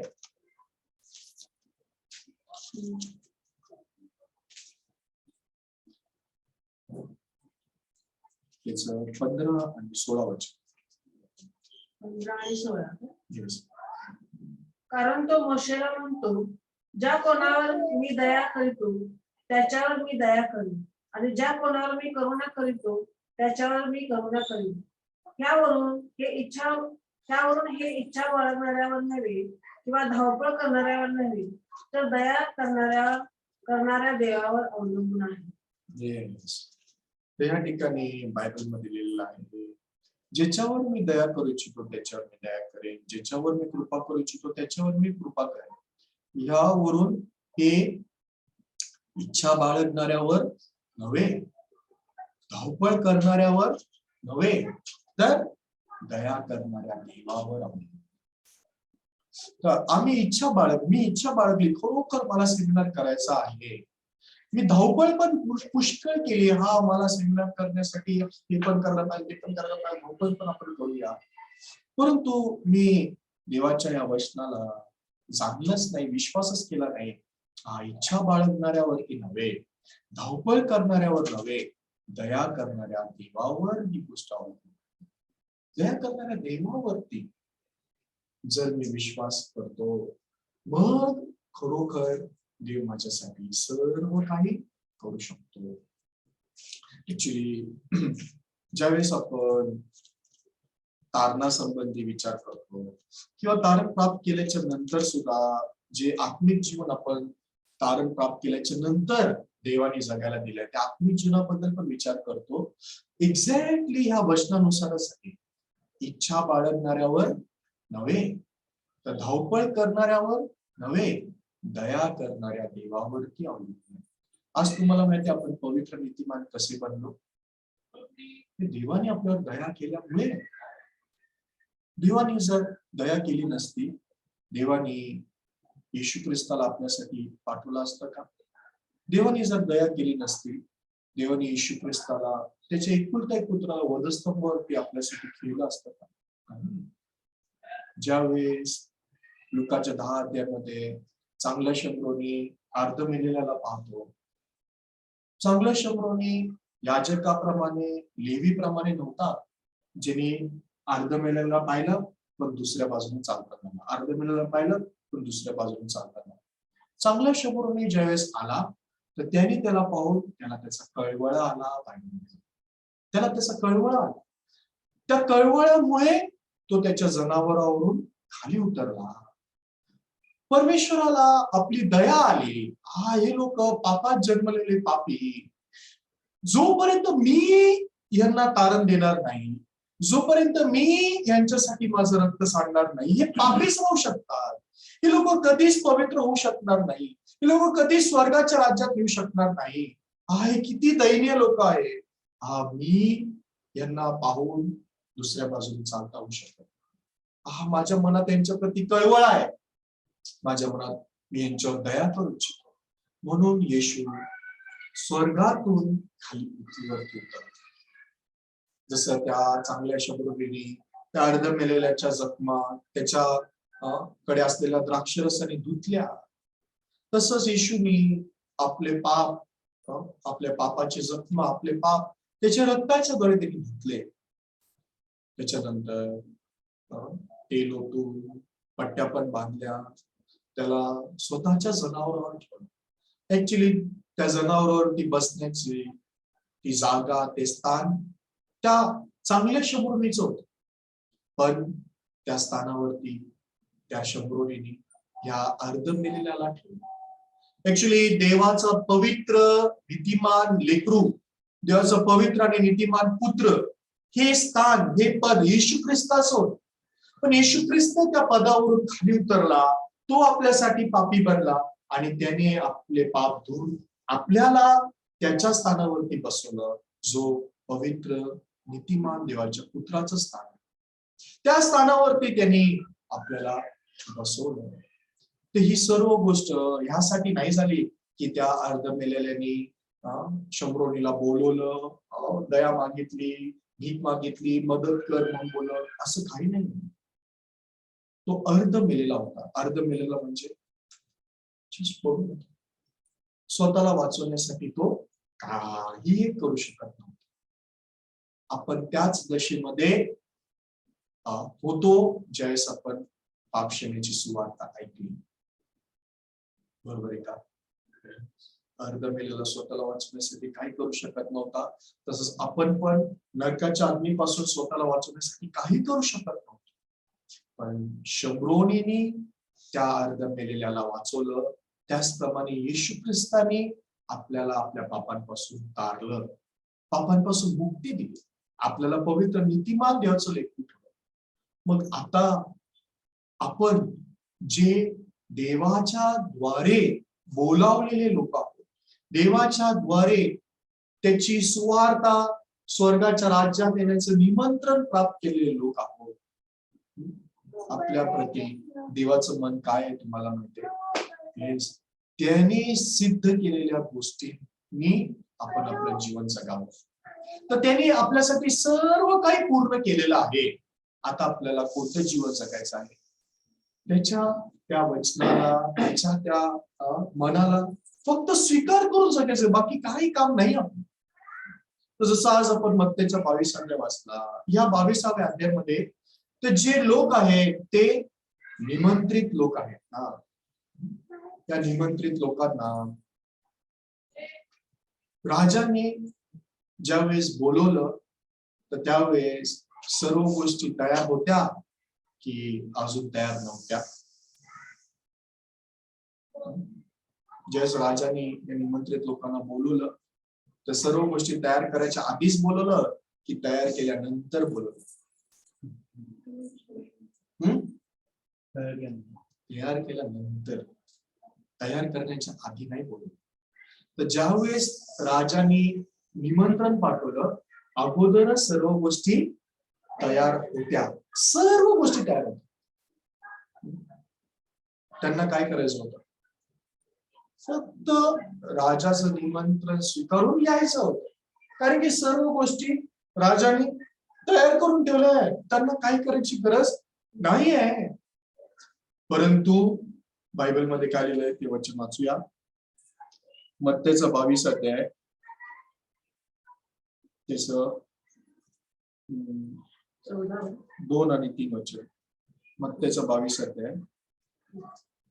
स्वर्गाचे राज्य कोणा एका राजासारखे आहे, त्याने आपल्या पुत्राच्या लग्नाची मेजवानी दिली आणि लग्नाच्या मेजवानी ज्यांना आमंत्रण दिले होते त्यांना बोलवण्यापुरते त्याने आपले दास पाठविले, परंतु ते येईना.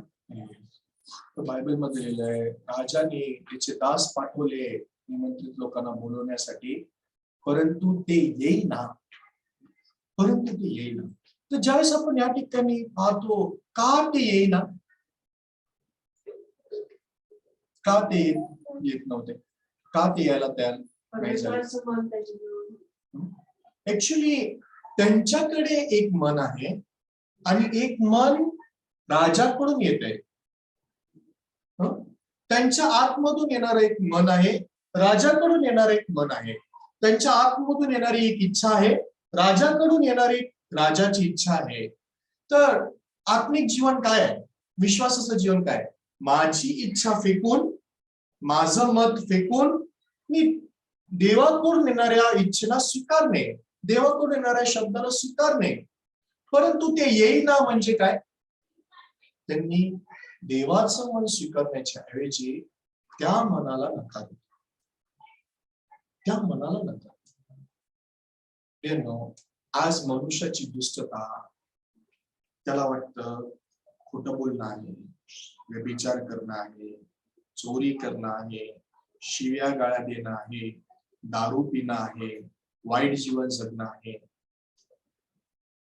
परंतु ते येईना, परंतु ते राजाचं शब्द स्वीकार करेना, ह्याला मनुष्य दुष्टता मानतो.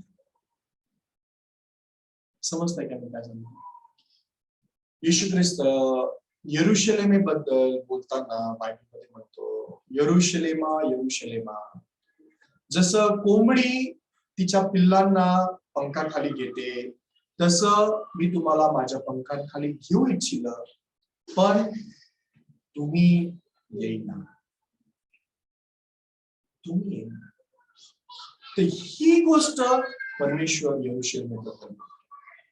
तर आज परमेश्वर मनुष्याची दुष्टता सांगताना, मनुष्याचं वाईटपणा सांगताना, तर परमेश्वर मनुष्य ज्या गोष्टींना वाईट बोलतोय आज या जगामध्ये, त्या वाईट गोष्टींबद्दल परमेश्वर बोलत नाहीये. का बोलत नाहीये? त्या गोष्टी वाईट नाहीत म्हणून नव्हे, त्या गोष्टी वाईट आहेत, पण त्याच्याही पेक्षा जास्त मोठी दुष्टता आणि वाईटपणा आहे. आज व्यभिचारापेक्षाही जास्त वाईट गोष्ट, दुष्टपणा काय तुम्हाला माहितीये? मी देवाच्या मनाला, देवाच्या शब्दाला नकार दे. मी माझ्या स्वतःच्या मनावर, माझ्या स्वतःच्या विचारांवर विश्वास आणि भरोसा करतो.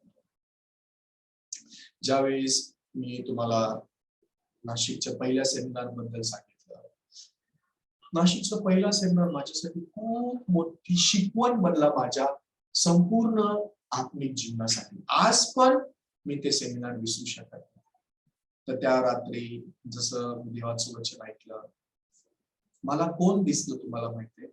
परमेश्वर दिसला वचनाने, ज्यांनी माझी नाव रिकामी केली, ज्यांनी माझी सर्व मेहनत, माझे सर्व परिश्रम निष्फळ ठरवलं, अपयशी केलं. कशासाठी तुम्हाला माहितीये?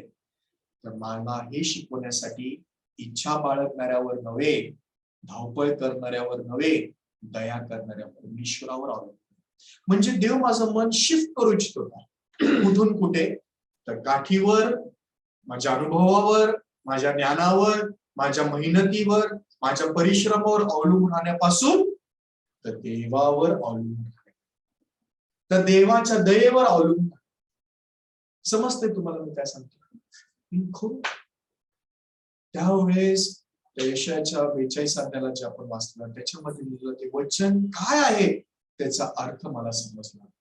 देव म्हणतो, मी आंधळ्या माणसाला कोणत्या मार्गाने घेऊन येईन? अज्ञात मार्गाने. जे त्याला माहित नाही अशा मार्गाने मी त्याला चालवेन. कशासाठी? त्याला माहित असणाऱ्या रस्त्यावरती मी त्याला चालवलं, मग तो स्वतःवरती अवलंबून राहील. पण जे मार्ग त्याला माहित नाही, त्या मार्गात ज्यावेळेस मी त्याला चालवेन, त्याला पाहिजे असून पण तो स्वतःवर अवलंबून राहू शकणार नाही. ही पहिली गोष्ट. त्यानंतर परमेश्वर म्हणतो, मी त्याच्या समोर अंधकार प्रकाश करेन, उंच स्थान मी सपाट भूमी करेन. तुम्हाला माहिती उंच स्थान सपाट भूमी कशी होते? जसं मी तुम्हाला सांगितलं, आंधळ्या माणसाचा हात ज्यावेळेस डोळस मनुष्य धरतो, तर ज्यावेळेस आंधळ्याचा जो भरोसा आहे त्या काठीपासून शिफ्ट होऊन त्या डोळस माणसावरती जातो, त्याच्या मार्गदर्शनावरती त्याचा विश्वास, त्याचा भरोसा जातो, त्यावेळेस पासून तो ती काठी दुमडून काठी हातात धरतो आणि कसा चालतो तुम्हाला माहितीये? येस, पूर्णपणे निडरतेने चालायला लागतो. का? कसं काय? आता दिसायला लागलं? त्या डोळस माणसाच्या मार्गदर्शनावर विश्वास ठेव. आता त्याच्यासाठी उंच भूमी पण सपाट भूमी आहे, अंधकार पण प्रकाश आहे. आमेन. Yes. त्या दिवशी खरोखर त्या सेमिनारच्या द्वारे माझं मन देवाने शिफ्ट केलं.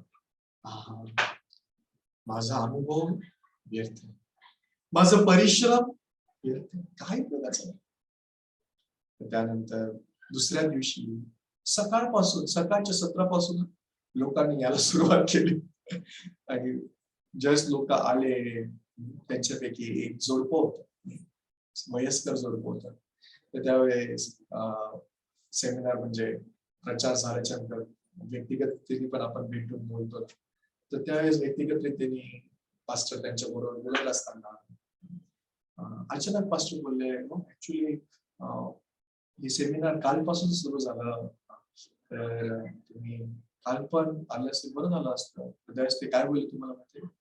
ऍक्च्युली पास्टर, आम्ही काल पूर्ण कपडे बिपडे घालून पूर्ण आम्ही तयार होऊन आम्ही बाहेर निघणारच, तेवढ्यात मोठा पाऊस चालू झाला. त्यावेळेस आम्ही परत, आता आम्ही वयस्कर लोक आम्ही स्कूटरवरती असं जाणार पावसामध्ये भिजत भिजत, मी पण वयस्कर, माझी बायको पण वयस्कर, म्हणून आम्ही म्हटलं जाऊन द्या, 3 दिवस आहे ना सेमिनार, आज नको उद्या जाऊया, म्हणून आम्ही घरातच राहिलो. माझ्याकडे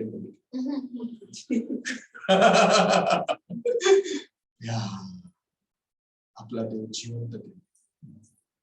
आपल्या देवाला कधी नाही पाहिजे की आपण त्याला सोडून दुसऱ्या कशावरती पण विश्वासाने भरोसा करू. विशेष करून स्वतःवर विश्वासाने भरोसा करणं ह्या जगातली सर्वात मोठी दुष्टता आहे. माझ्या स्वतःच्या विचारांना ऐकणं, माझ्या स्वतःच्या ताकदीवरती, अनुभवावरती अवलंबून राहून जीवन सर्वात मोठी दुष्टता.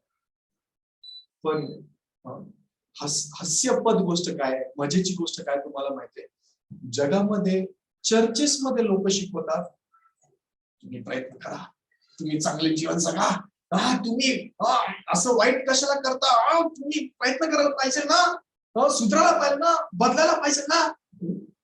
मागच्या मंदा सिस्टरच्या घरी गेलो, त्यांचे मिस्टर प्रचार ऐकतात, बघ बोललो होतो ना मी, बघ तुला सांगितलं ना, पास्टर पण तेच बोलतात ना तुला, बघ तू सुधारायला पाहिजे, बदलायला पाहिजे.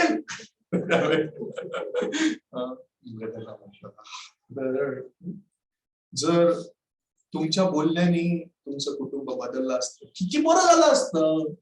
तुमच्या बोलण्याने नाही बदलू शकत, हे तुम्हाला समजायला हवं. जर तुमच्या बोलण्याने बदललं असतं, मग तुम्हाला देवाची गरज लागली असती का?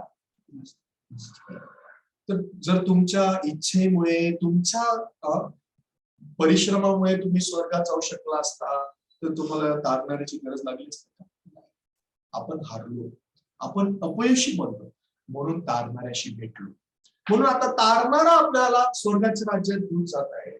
आपले कर्म, आपली इच्छा, आपले कोणत्याच गोष्टी काहीच आपल्याला स्वर्गात घेऊन जात नाही. येशू ख्रिस्ताच्या दयेमुळे आज आपण स्वर्गाच्या राज्याची वारस बनतो. मग ह्या जगामध्ये जगत असताना सुद्धा आपल्याला काय सांगायची गरज आहे? ह्या लोकांची दुष्टता काय आहे? राजाच्या शब्दाला नकार देणं. या लोकांनी राजाच्या निमंत्रणाला नकारलं. पुढे जाऊन राजाने चव्हाट्यावरती जाऊन लोकांना बोलवायला सांगितलं. ओके, सेवक गेले चव्हाट्यावर, पुष्कळ लोकांना घेऊन आले, पूर्ण लग्नाची मेजवानी भरून गेली. पण राजाने सर्वांसाठी लग्नाचा पोशाख तयार करून दिला होता. त्यावेळेस जेव्हा राजा सर्व पाहुण्यांना भेटायला आला, त्यांच्यापैकी एक जण पोशाख घातलेला नव्हता. तुम्ही मला सांगा, त्यांनी पोशाख का घातला नाही? बस तेच कारण. सर्वांकडे आहे, ते एकट्याकडे नाही. का? त्यांनी स्वीकारलं नाही म्हणून. आज लोक का नरकात चालले आहेत? देवाने नीतिमत्व दिलं, देवाने पापक्षमा दिली, पण स्वीकारली नाही म्हणून नरकात जात आहे. आज परमेश्वराने आरोग्य दिलं पण स्वीकारलं नाही म्हणून आपण आजारीच राहतो. तर परमेश्वराने आपल्याला शांती दिली, आनंद दिला, आपल्याला आपल्या समस्यांचं समाधान पण दिलंय. आपल्याला काय करायची गरज आहे? स्वीकारायची गरज आहे विश्वासाने. हा, परमेश्वराने मला ही गोष्ट दिलेली आहे. माझ्या मनातून येणाऱ्या विचारांना नव्हे, तर वचनाला मी ऐकून स्वीकारणं आणि विश्वास करणं, हे विश्वासाचं जीवन आहे. हेच तारण आहे. म्हणून जसं आज आपण ही गोष्ट शिकलेले आहोत, आपल्याला निरंतर अशा प्रकारे वचनाच्या द्वारे खरं आत्मिक जीवन काय हे निरंतर शिकण्याची गरज आहे. आपले विचार आणि देवाचे विचार वेगवेगळे. ओके, आपल्याला पाहिजे मी मेहनत करणार, देवाने माझ्या मेहनतीला यश द्यावं. परमेश्वराला काय पाहिजे? तुझी मेहनत व्यर्थ आहे, तू माझ्या दयेवर अवलंबून राहा, मी तुला चालवेन. खरोखर आज परमेश्वराला 90% श्रेय नाही पाहिजे, 99% पण श्रेय नाही पाहिजे, 100% पाहिजे. मग आपण काय करायला पाहिजे? देवाला 100% श्रेय द्यायला पाहिजे. आज मी स्वर्गात चाललोय केवळ तुझ्यामुळे. आज मी या जगामध्ये जगू शकतोय केवळ तुझ्यामुळे, तुझ्या कृपेमुळे, तुझ्या दयेमुळे. आज माझं कुटुंब आरोग्यवान रीतीने राहत आहे, आम्ही आनंदाने जगू शकत आहोत केवळ तुझ्यामुळे. समजलं तुम्हाला? तर सैतान कशा प्रकारचं मन देतो तुम्हाला? पुष्कळ लोकांना भेटतो, विशेष करून जे कुटुंबामध्ये ब्रेड विनर असतात. ब्रेड विनर म्हणजे जे कमवून देणारे लोक असतात, त्यांच्या मनामध्ये तर मीच मी आहे. मी जर काम नाही केलं, मी जर माझ्या कुटुंबाला नाही दिलं, मग कसं काय सगळ्या गोष्टी होणार, कसं काय सगळ्या गोष्टी मिळणार? परमेश्वराने मला जर ताकद दिली, परमेश्वराने मला आरोग्य दिले, परमेश्वराने मला बुद्धी दिली, मी काय करू शकतो?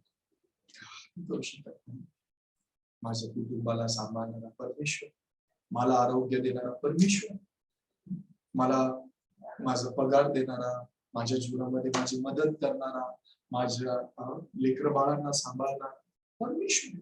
मी तो व्यक्ती आशीर्वादित जीवन जगू शकतो. आमेन. पर्यंतच प्रचार करेल. आपण प्रार्थना करूया.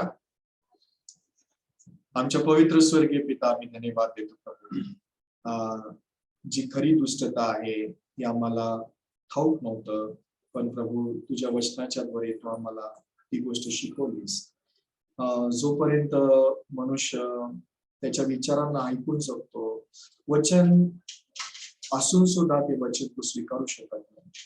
तर हे लोक जे राजाच्या द्वारे निमंत्रित होते, हा व्यक्ती पण जो सेवकांबरोबर चवाट्यावरून लग्नाच्या मेजवानीत पण पोचला, हे सर्व लोक कृपेला दयेला प्राप्त केले असते तेवढं पुष्कळ होतं, परंतु त्यांनी स्वीकारलं नाही तर नकारलं. आज जगामध्ये असं नाहीये की लोकांना ठाऊक नाही की येशू मनुष्य जातीच्या पापांसाठी वधस्तंभावरती बलिदान झाला. आज पुष्कळ लोकांना ही गोष्ट ठाऊक आहे, पण ते लोक स्वीकारत नाही. ते लोक अजूनही स्वतःला आम्ही पापीच आहोत आणि आमच्याच प्रयत्नांनी, आमच्याच कर्मांनी आम्ही नीतिमान बनणार, या स्वतःवरती विश्वास आणि भरोसा करणाऱ्या मनाने जीवन जगत आहे. पण प्रभू, जसं तू आंधळ्याला अज्ञात मार्गाने घेऊन जातोस, यासाठी की त्याचा विश्वास आणि त्याचा भरोसा त्याच्या काठीवर, त्याच्या बुद्धीच्या काठीवर, त्याच्या ज्ञानाच्या अनुभवाच्या काठीवरती, त्याच्या ताकदीच्या काठीवरती नव्हे, त्याच्या अंदाजावर नव्हे, तर त्याचा विश्वास त्याला चालवणाऱ्यावर यावा म्हणून तू असं करतोस प्रभू. ज्यावेळेस त्याला चालवणारा जो परमेश्वर आहे, चर्च आहे, देवाचं सेवक आहे, देवाचं वचन आहे, त्याला चालवणाऱ्यावरती तो विश्वास ठेवतो, त्यावेळेस पासून त्याचं जीवन आशीर्वादित मार्गाने, कृपेच्या मार्गाने, दयेच्या मार्गाने चालवलं जातं. ते जीवन प्रभू तू आमच्यासाठी पण तयार करून दिलेलं आहेस प्रभू. म्हणून खरोखर आमच्या सर्व भाऊ बहिणींना तू वचनाच्या द्वारे आशीर्वादित करून त्यांच्या स्वतःच्या मार्गाने नव्हे तर परमेश्वराच्या वचनाने चालवलं जाणाऱ्या मार्गाने जीवन जगायला त्यांना दे व त्यांना तू आशीर्वादित कर. आजच्या वचनासाठी पुन्हा एकदा तुला धन्यवाद देतो. सर्व गोष्टी तुझ्या हातात व दयेमध्ये सोपवून ही प्रार्थना आमचा तारणारा प्रभू येशू याच्या पवित्र नावामध्ये आम्ही मागतो. आमेन. ओके, धन्यवाद. थँक्यू.